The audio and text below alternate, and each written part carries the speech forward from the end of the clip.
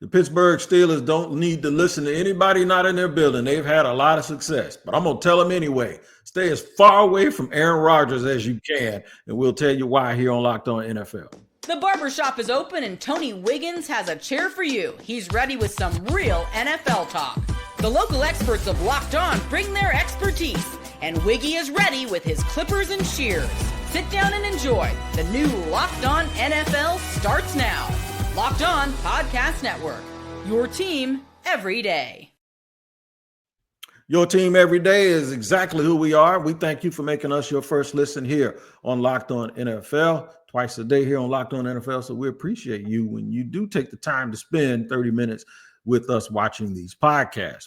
Podcasts that you can find wherever you get them. Whether you watch or listen, make sure you tap in to those locations each and every day to not miss an episode. Today is Friday. That means Matt Williamson from the Peacock and Williamson podcast, as well as I always got to mention one of the founding members of Locked On NFL as a podcast. All right, we got a roadmap. Let me tell you where we're going and how we're going to get there. Puka Nacua weighs in on the Purdy contract in San Francisco. Don't know if y'all know this, but Puka Nacua doesn't play for the 49ers. He plays for the Rams. So it's mind your business, but he actually might be a little bit right when he says that the 49ers can't pay their quarterback $50 million and still maintain their level. All right, so in the middle of this show, we're going to talk about how many quarterbacks are going in the first round. Very, very interesting subject. We're going to use a clip from the squad show, the NFL squad show, to talk about some other aspects of the draft. But up top right now, why the Steelers should avoid Aaron Rodgers. Before Aaron Rodgers, Matt went on TV again on McAfee yesterday. I already felt like they needed to just stay away from Aaron Rodgers. But I always leave room for people to grow. And I think at some point, if people have been saying something about you now going on 5-6 years, I always leave room for somebody to say, you know what, I could have done something a little bit differently. That ain't Aaron Rodgers, brother. Aaron Rodgers yesterday basically blamed everybody but himself on what happened with the New York Jets. To me, this is just another reason why Mike Tomlin and the Steelers need to run and don't look back. So this one's close to home. I mean, I was at the Steeler facility 2 days ago. I'll be down there for the draft. I was at the owners meeting with the Steelers. I work for the Steelers indirectly, obviously. And I get asked about Aaron Rodgers every single day. And I would love for it to be over so I don't have to have this conversation. And even yesterday, I'll be honest, Wig, I didn't take a whole lot out of it just from a Steeler perspective. Like, I don't know if there's a better chance he's coming or a worse chance he's coming after that interview. But I do respect, and it is annoying. I mean, there's no question about that. But I do respect that apparently he said he has some personal things he needs to work out first. I know him and Tomlin text each other like every day. Just being around the team, no one seems worried. They pretty much all act like this is a done deal and it's just a matter of time, and that there's been a handshake agreement in place for a month. I don't know if that's true or not. He could always back out. He's a weird dude. It's obviously a volatile situation. It could go very wrong. But I think the logic is, let's get the best quarterback we possibly can. And I still think he's better than Russell Wilson at this stage. And I think it's still an upgrade to win today. And this team, just how they're built from the top down, is never going to be cool with, let's take a big step back this year and tank, or, you know, that's not the way that's never going to happen. You know, trade TJ Watt and Cam Hayward. Like, no, that's not going to happen. They look at it like, we can compete this year with Rodgers and DK and some upgrades around them. But the big picture plan is either to draft one this year, or more likely, they have so many comp picks for next year, is trade up in round one and, you know, build the nest for the next quarterback. And they're trying to walk that fine line. Win now, prepare for later, you know, and I understand it. Now, that's going to be Tomlin's job to keep the train on the tracks, though, because it could get off the tracks pretty easy, you know? That's what he does, too, man. That's what he does, yeah. And if there's somebody that can do that, it's Mike Tomlin, and I'm glad you said that, because on the other side of this clip from John Butchko, I'm going to explain to you why I totally get why people feel that way about Mike Tomlin, because it's the way that I feel about him. I'm pulling for it. I just wanted to see a little bit of accountability, and if you listen to Butchko, you didn't get any. Check this out. Aaron Rodgers bashes the Jets over the way they handled his departure from the team, and in doing so, proves the Jets made the right decision. Rodgers had a lot to say about the way the team handled his departure. In particular, a meeting that he had with Aaron Glenn and Darren Muji after the new head coach and new general manager were hired. And the Jets, of course, with their new regime, decided to move on without Aaron Rodgers. Rodgers was complaining. He said that he flew across the country. He said, I figured when I flew across the country on my own dime that there would be some sort of discussion about his future. And that essentially 20 minutes into the meeting, it was over. And they immediately told him that, we're moving on without you. He was not given a chance to state his case. He was not given an opportunity to make an argument for why he should stay. Rodgers said there was not an ample amount of respect for him in that meeting. He also wondered aloud why the Jets would not pick his brain about their future. So here's where I'll go. Matt, you've been around this for a while. I've been around it, maybe not in the same rooms you have been, but I've seen it. Former players, generally, this ain't the NBA where old players get mad at the young guys, right? Former football players take up for guys who have basically kicked that dirt, right? Normally there's a modicum of respect, especially for guys that's going to be in the Hall of Fame. Aaron Glenn was a hell of a football player. Yeah. Aaron Glenn has been a hell of a coach. Aaron Glenn has probably crawled through some mud that a lot of other coaches didn't crawl through to become the head coach of the New York Jets, a team that he actually played for and was beloved. For him to be in a meeting and Aaron Rodgers to leave that meeting expecting to be respected, first and foremost. First of all, you're talking about a former player who usually those guys don't disrespect other former great players. So to me, it sounds like Aaron Rodgers had a little bit of entitlement, and he's acting like Aaron Glenn ain't chewed that same dirt that he has. He's acting like Aaron Glenn hasn't had to fly himself across the country for an interview before. And I think Aaron Glenn probably sprints out of that room because he's like, nah, this dude, he's on a whole nother level. We can't even be on the same page. If you view a guy that is your peer as someone who is being disrespectful in a situation like that, when that guy probably had to go through so much to just get an interview for a job. Yeah, I agree with all that. Like, you spent money on a flight. I think you can afford it. What else do you do? And you had to fly across country to meet with your former team that gave you millions and millions of dollars. So what? That's petty. I don't care about those things. And they don't care about your opinion of what happens going forward. It's a whole new regime. They don't care about you. The league is not for long. We know that, you're out.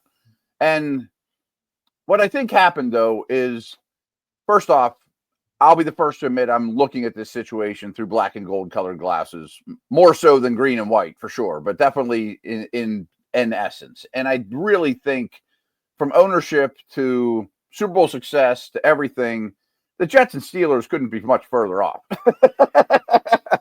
You know what I'm saying? I mean, I'm not sure that there's some blame to be on both sides. And I talked about how the Steelers are trying to ride the fence of compete now, but prepare for the nest for their next quarterback.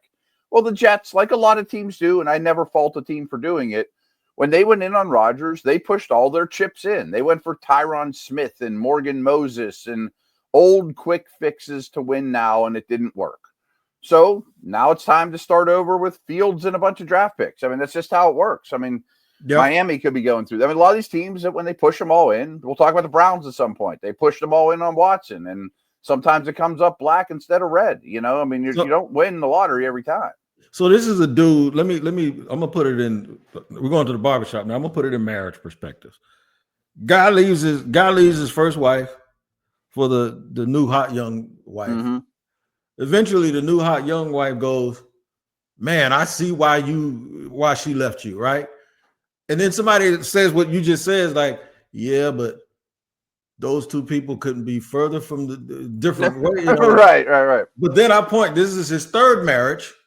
Then it might be. Well, no, the first wife was Green Bay Packers. They are a lot like Pittsburgh. Oh, exactly. So now you just broke the tie. You just basically showed me whose fault it really was, because I understand the Jets as an organization. Trust me, Julian Council picks at him every chance he gets on Mondays when we do this show. But now a team that, like the Packers, they are kind of like Pittsburgh historically. So now everybody ain't out of step with Johnny. Sometimes it's that person, and as good as Mike Tomlin is for walking around tiptoeing on glass, that's a sharp piece of glass to have to tiptoe around, man. I'm telling you.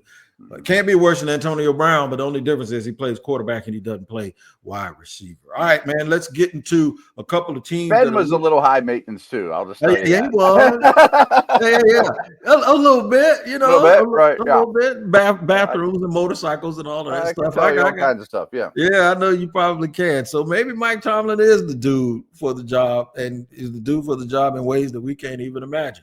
Wait, one thing I will throw in, if and when the contract gets signed between Rodgers and the Steelers, with this organization, he's not going to be in Egypt at minicamp or in some dark hole in the train. I mean, like, he's going to be all in or not. I mean, to me, that's what they're caring about, not how long you take. Is when you sign, I need you all in, you know? Yep, all in. And to be honest, I think they could be one of the last 4 teams standing in the AFC if he comes in and just plays football, man. Just play some football.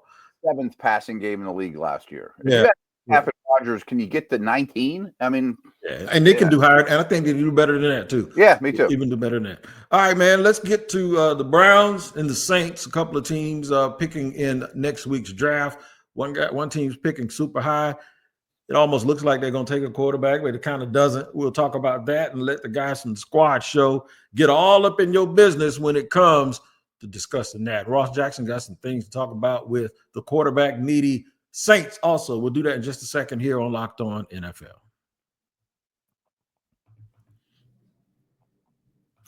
Today's show is sponsored and brought to you by Upwork. Listen, scaling your business requires the right expertise at the right time. With Upwork, you can find specialized freelancers in marketing, development, design, and more. Experts ready to help you take your business to the next level. Upwork gives business flexibility by connecting them with top freelance talent across multiple industries, including IT, AI, web development, and marketing.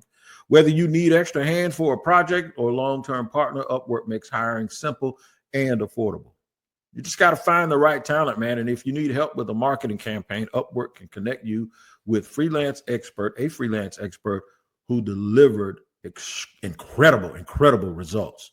Visit Upwork.com right now and post your job for free. That's Upwork, UPWORK.com,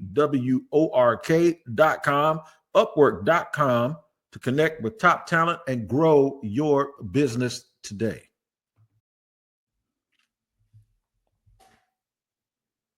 All right, rolling along here on a Friday edition, the Friday before the storm. This is our last Friday, man, before those first round picks come in, Matt. So we're going very, very heavy in this segment on the draft. Of course, we're going to start with Cleveland, since this is a foregone conclusion who the Titans are going to take with number 1. Mm-hmm. That is all of Cam Ward. The squad show guys got together, and Spencer German discussed the Browns, whether or not they have a dilemma at number 2. Check out what he had to say to the fellas. Like the owners' meetings, I think were pretty eye-opening in terms of what the Browns are actually going to probably do, and because based on what Jimmy Haslam said, he made it sound like, you know, they're going to take their time and be patient with the quarterback issue, where I kind of approach this draft as, listen, I respect the hell out of Travis Hunter. Same thing with Abdul Carter. I think those are 2 fantastic players, maybe the only 2 players that are considered like blue chip players in this draft class. But the Browns need a quarterback. And I know Ross likes to throw out there that you're always in rebuild until you find a quarterback. And for the Browns, it's one of those things for me where it's like, listen, they haven't been able to get this position right. I think that Shedeur Sanders has a really good chance to be successful at the next level. You know, people get on him about his personality and the brashness. I actually think that's something that Cleveland Browns quarterback in particular needs to have, because you need somebody who can come here and like put the history with that jersey in the window of all the names of guys that have been quarterbacks, the 40 guys since 1999, like put that to bed and just like not let that be anything that's in their mind. So to me, I think that makes Shedeur Sanders a perfect fit for the Browns. And I also think he's a great fit for Kevin Stefanski's offense and everything that he wants to do. The Browns have talked all off season about prioritizing decision-making, and that's maybe the best thing that Shedeur Sanders brings to the table. So if they were to take Shedeur Sanders, I think it would make a ton of sense for them. I'd be on board with it. I know there's some Browns fans who feel differently. That's a very, very interesting conversation. Chasing a quarterback got him in this situation, but they're not the first or the last team to chase a quarterback and miss. They're just the first or the last team to chase a quarterback that had 20 some odd allegations and gave him a guaranteed contract. And now, granted, those allegations He didn't get in trouble again based on his allegations. He just can't stay healthy, and then mentally he just can't play because all of his junk was put in the street. That's my opinion. Yeah.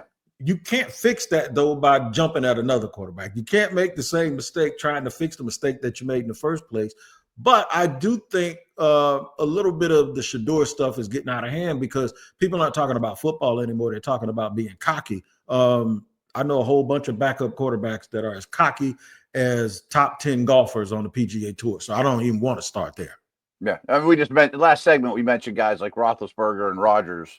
They're the cockiest human beings on the planet. And even backups, even the backup, right, even the right. backup guys are cocky. Yeah, I mean, frankly, if you don't have that, it might be a strike against you. You know, like I always talk about this with quarterbacks. Everyone's like, oh, this quarterback prospect is the first one in the building, last one to leave. He eats, breathes, drinks football. I'm like, great. So does every other starter. That gets you to the table. If you don't have that, you can't play in this league. And same with cockiness and confidence and all those things. And frankly, if that guy's last name was Williamson instead of Sanders, I don't think anyone would be like, man, he seems a little cocky to me, and I don't know if I want him in my program. Yeah. It's Dad was prime time. I mean, the cockiest guy of all time and an amazing football player. They used to do that to me here in Jacksonville about Jalen Ramsey, and they didn't know that I had met and had actually sat through an entire game and talked to Jalen's dad, Lamont. I know exactly where it came from. So, and I'm not saying that in a bad way, but what I am saying is, if you're intimidated by being around someone who's intense, if you're intimidated being around someone, Lamont works out every day. I mean, you can tell he works out. You can look at it. If you're a guy who doesn't work out and you're intimidated by a guy looking at you like you don't work out, then those aren't the people to be around. Doesn't bother me one bit, but I'm telling you, the apple doesn't fall far from the tree. That's just who guys are. We're not crocheting here or bowling. I mean, this is a masculine physical game, and you have to have those things. I mean, Super Bowl teams are cocky. The Eagles are cocky. I mean, they're the brash. That's what we're here for. I mean, gladiators were brash and cocky. I mean, this is not for the faint of heart. As for the Browns, the Watson trade was so crippling because not only is he bad, but he's expensive, and you gave up everything, right? And they gave up everything. I mean, so if you go to drafthistory.com and look at the Browns' last 3 years, I mean, they don't have any picks. I mean, they're picking 50th overall for the first time or 70th, so 3 years in a row, basically without any premium picks. So now they have the most draft capital of any team in this upcoming draft. I think what they're going to try to do is take Hunter at 2 and sell the farm to get Sanders at 15 or whatever and try to get their cake and eat it too. We'll see if it works, but I respect the aggression. A very, very smart opinion of how they might do that. Now, for Shedeur, the 15, got to get past another quarterback with some injuries, but they might have their eye on somebody else because it doesn't sound like they're in the market for Shedeur. But this time of year, you ain't supposed to sound like you're in the market for what you're in the market for. Listen to Ross Jackson talk about a certain player and how that player could change the New Orleans Saints offense. And thrown in here is a little bit of a tidbit that might catch a bunch of y'all by surprise. Check this out. Thank you. So Ross Jackson confirmed that the New Orleans Saints are rebuilding, right? Because always, they've been rebuilding since Brees retired. Where you been? How does Tyler Warren fit into that rebuild at number 9? Yeah. It gives them somebody on their offense that defenses are actually afraid of. I think the Saints lack that kind of presence right now. Like, no disrespect to the guys that are on the roster, Chris Olave, Rashid Shaheed. They just brought in Brandon Cooks. Like, that's their wide receiver trio at the moment. Alvin Kamara is still there, but Alvin Kamara hasn't played a full season since his rookie year. Alvin Kamara just had his career high in rushing yards last year and still has never had a 1,000-yard rushing season. I think I know, isn't that crazy? Like, That's crazy. Yeah, people never realize that. But, I mean, he does all this other stuff, right? He's electric with the ball in his hands as a receiver and all this other stuff. So he's always kind of been able to do that. But I think what the Saints don't have right now is a guy that lines up that defenses are concerned about, that are worried about, that want to dedicate double coverage to, that want to shift their defense over to. And I think that Tyler Warren, who often gets like the Taysom Hill tag, when talked about in New Orleans, I think is more of a Jimmy Graham type, not necessarily in terms of production or like peak or whatever. Maybe he is, maybe he isn't. We'll see. I don't want to put that kind of unfair expectation on the young man, but playing in line, playing out wide, playing in the slot. Ross makes a bunch of good points, and he's not wrong about any of them. I am on a team though where, much like New Orleans, where new coaches, new staff taking over the team. Sometimes in the media, we add stuff to a team in our mind that we think they need because we're thinking of the team that we covered. The new staff didn't coach them. So right. I'm just wondering if the new staff is saying, yeah, Ross Jackson, you're not wrong, but we got some other stuff we need to do before we get to just the tight end. Yeah, and Ross isn't wrong. And I like Warren a lot. I do think you got to scheme him up a little bit more. He's not a great one-on-one beater. And the bottom line with this team, though, is they need everything. I mean, if you told me they need another offensive lineman, if they want another receiver, they're certainly quarterback. The defense is old, and Demario Davis and Cam Jordan and the Honey Badger. I mean, like, who are we counting on here? I've said this for a long time. I mean, the Browns and Saints are the two teams that I don't want to be the GM of the most. I mean, they've built this nest. I mean, they've made their bed and they're living in it because they always max out their credit cards and they're living for today. So, how about that stat though from Rosso? That was a little shocking. Crazy, isn't it? I'm going to one up them though, and I can't remember if I've said this on here or not. The last time the New Orleans Saints drafted a quarterback in the first or second round was Archie Manning, and his grandson might be their next one next year. I mean, like, they don't do it. They don't. Y'all that don't know who Archie Manning is, and all y'all should know who Archie Manning is. That's Peyton's dad, guy. That's Peyton and Eli's papa. You know what I'm saying? Right.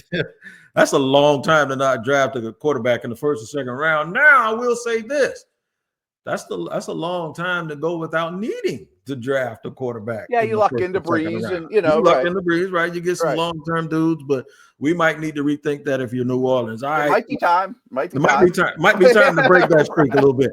Yeah, let's get into a team like the 49ers. Brock Purdy and his contract situation. We'll do it in segment 3. Puka Nacua weighed in on it. I bet y'all didn't put that on your bingo board today to be hearing that Puka Nacua talked about Brock Purdy's contract. So we'll talk about Brock Purdy's contract. We'll do it in just a second here on Locked On NFL.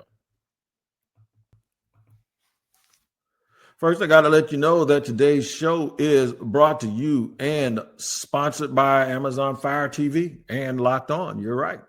Did you know your Fire TV is also an Xbox?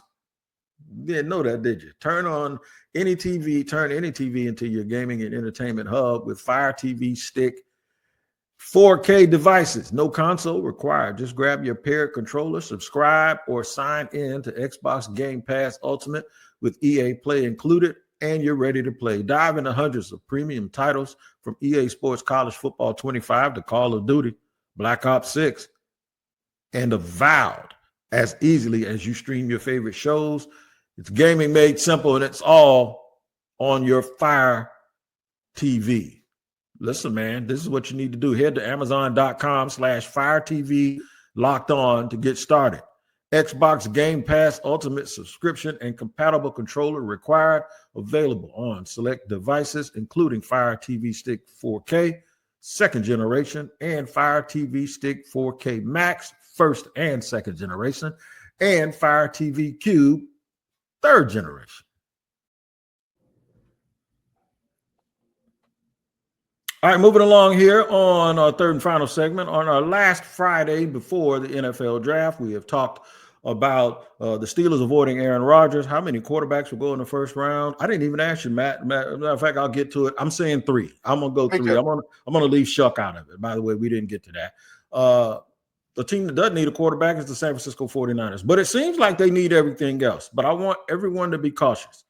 The San Francisco 49ers still have Brock Purdy, who has played at a high level. They still have a good rookie in Ricky Pearsall.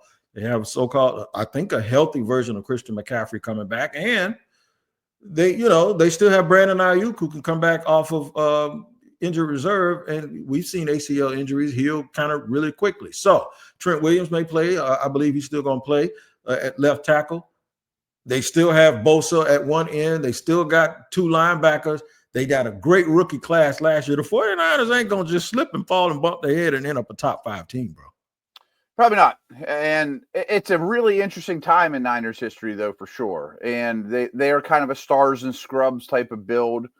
And if you go look at their draft history, it hasn't been particularly good. I'm not even talking about like Trey Lance and Solomon Thomas at the top of drafts, but they've missed on a lot of third-round kickers and backup tight ends and weird stuff like that too. And I think there's a little bit of a misconception with that coaching staff too. And I'm not saying Kyle Shanahan's a bad coach. I don't believe that to be true. But he's been the head coach of the Niners for 8 years. 4 of those years, he's won double-digit games. The other 4, he's lost double-digit games. So it does go bad. They always seem to rebound quickly. You know, they lose a bunch of games, get Bosa, and then boom, they're winning double-digit games. But I just wonder, kind of like Miami, and I look at Purdy and Tua in the same tier in terms of, can I win with this guy when he's making a lot of money? And Armstead retires, and Tyreek wants to get traded, and Ramsey wants to get traded, and Trent Williams only has 1 more year, and they just traded Debo. Like, do I have enough nuts and bolts and mid-tier cheap guys to withstand what's going on right now with the roster? And I worry. Yeah, I worry too, man. They had some missteps. The missteps were so there's things that you do and things that you fail to do. It's 2 different things. One is you commit an act, or you omit an act, which is something that you need to do. Like you didn't put the trash out, and now we got to have stinky trash in all week because they don't come back for a week. That's something you didn't do, right? So the 49ers didn't draft Patrick Mahomes. They took Solomon Thomas. So that's something that they didn't do. But things that you do actually can cost you worse. That is trading all those picks up for Trey Lance. That's one thing. The other thing that they did was give all of that money to Javon Hargrave when the team that you're battling let him go and just replaced him with a rookie contract like Milton Williams, while you have to pay him all of that money and you still can't beat him with it. So that's what they did. Javon Kinlaw was another top 15 pick. They have done so much wrong. It is amazing that they've been to 3 Super Bowls, in the last decade. Listen to the guys from the Peacock and Williamson podcast talk about what should they do. I think you kind of sold me on the 49ers taking Michael Williams. Like we know that 49ers, they got to get strong up front. They needed an edge rusher opposite Nick Bosa. Not a high sack volume guy, but a very productive sack guy, as opposed to the Texas A&M kid who has like 4 career sacks. I mean, Michael Williams, he's getting 4.5, 5 sacks every season that he plays. Yeah, Michael Williams, and we know Georgia guys, they haven't been high sack production type guys. So he's giving you production. He's getting sacks. He's a big body. He's strong. He's definitely athletic enough, and for what he is. You could sell me on that. Yeah. I was taking him at 11. And I'm not saying I necessarily would make that pick. I'm just saying you shouldn't be shocked by it. And there's probably a lot of things that you should not be shocked by in the NFL draft. And it's going to be a wild one. Yeah, it will be a wild one. But I will tell you this. You're right about draft history. I'll give you last year's draft, though, and here's why I think, things may improve. Ricky Pearsall, Renardo Green, Dominic Pooney, Malik Mustafa. That's picks. It's a good start. First, second, third, and fourth round. That's pretty damn good. And if they can duplicate that, it surely helps them turn things around. But they're going to have to make sure they do it now, because they're doing this now with Purdy needing to get a bunch of money. And sooner or later, they're going to either have to pay him or they're not going to pay him. But if they pay him, they're going to really, really, really have to make sure that they don't make mistakes, because this will be the only place that they'll be able to get players. Yeah, absolutely. And again, I don't have a strong feeling if they'll be successful or if they'll fail, because it seems like they do one or the other. They don't really ride the middle with Shanahan. And I do respect the star power, but I wish they had a lot more of the Pooneys on the roster or the Mustafas on the roster that are cheap and young in quality starters, Yep. So where will they find them? The NFL draft. You need to know who some of those players are on day 2 or day 3. Go check out Locked On NFL Draft with Damian Parsons and Coach Keith Sanchez, because with a week to go, you're going to need to know those people. A lot of players that are 2nd, 3rd, and 4th round picks, or 5th and 6th round picks, end up playing on Super Bowl Sunday, way more than those blue chippers. So make sure you get ahead of the game and check out Locked On NFL Draft, your team every day. We appreciate you. This is the last Friday before the draft. By the time we meet back up with Matt next Friday, we will know who's still on the board. We will know who's jockeying to get to the top of the 2nd round, and we'll also know who the 1st round picks are for these respective teams. Let me ask you this last question. Right now, every team owns their own first round pick. Yeah, This it's is first crazy. time in about. It's wow. Do you suspect that every team is going to use their first round pick? No, but I bet when the draft opens, all 32 still have them. I don't think any trade will happen pre-draft, but I'd expect several to happen during the first round. All right, there you go. We'll check that out and make sure we keep watching it. You keep watching Locked On NFL, your team every day. We appreciate you spending 32 minutes here with us today. We thank you for that, and we'll see you next time here on Locked On NFL.